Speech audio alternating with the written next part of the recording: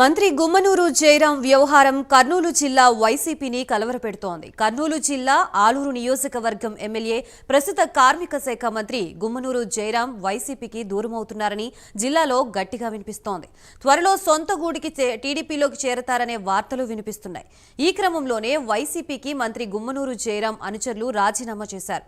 ఆలూరు మాజీ మండల కన్వీనర్లు, సచివాలయ కో కన్వీనర్లు, కార్యకర్తలు వైసీపీని వీడుతున్నట్లు ప్రకటించారు. మరో 2 రోజుల్లో మంత్రి గుమ్మనూరు జయరాం అనుచరులు సైతం వైసీపీకి రాజీనామా చేస్తారని తెలిపారు. మంత్రి గుమ్మనూరు జయరాం ఈ నెల 29న వైసీపీకి రాజీనామా చేయనున్నారని ఆయన అనుచరులు చెబుతున్నారు. అనంతరం టీడీపీలోకి చేరేందుకు రంగం సిద్ధమైనట్లుగా సమాచారం. ఇక ఇదే అంశానికి సంబంధించి మనకి మరిన్ని అప్డేట్స్ అందించడానికి మా ప్రతినిధి ఖలీల్ సిద్ధంగా ఉన్నారు. ఖలీల్, కర్నూలు జిల్లా ఆలూరు నియోజకవర్గంలో మంత్రి గుమ్మనూరు జయరాం అనుచరులు ఇవాళ వైసీపీ పార్టీకి రాజీనామా చేసి వైసీపీ పార్టీకి భారీ షాక్ ఇవ్వడం జరిగింది.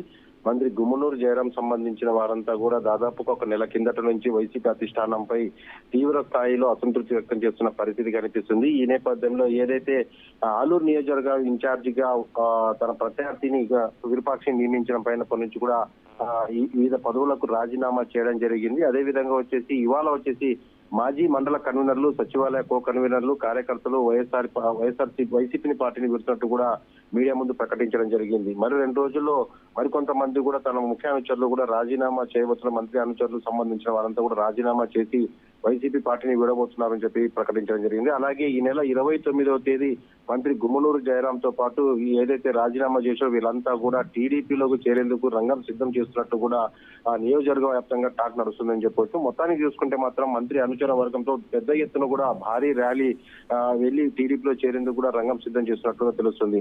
ఏదేమైనప్పటికీ వైసీపీ అధిష్టానానికి మాత్రము మంత్రి గుమ్మనూరు జయరాము యొక్క వ్యవహారము మాత్రము పెద్ద తలనొప్పిగా మారిందని చెప్పొచ్చు. 2 రోజుల క్రితం ఏదైతే ఉందో పరిశీలకుడు రామ్ సుబ్బారెడ్డి, అదేవిధంగా కర్నూలు జిల్లా వైసీపీ పార్టీ అధ్యక్షుడైన బివై రామయ్య, అదేవిధంగా ఇన్ఛార్జీలంతా కూడా 2 రోజుల క్రితము ముఖ్య నేతలతో సమావేశమై చర్చించడం జరిగింది. మొత్తానికి మంత్రి గుమ్మనూరు జయరాం మాత్రము ఈ నెల 29వ తేదీన వైసీపీని పార్టీ వీడి టీడీపీలో చేరేందుకు కూడా రంగం సిద్ధం చేసుకుంటుంది. ఈ నేపథ్యంలోనే ఇవాళ మండల కో కన్వీనర్లు, మాజీ సంబంధించిన అనుచర వర్గం అంతా కూడా రాజీనామా చేయడం జరిగింది చెప్పొచ్చు. Right, thank you Khaleel.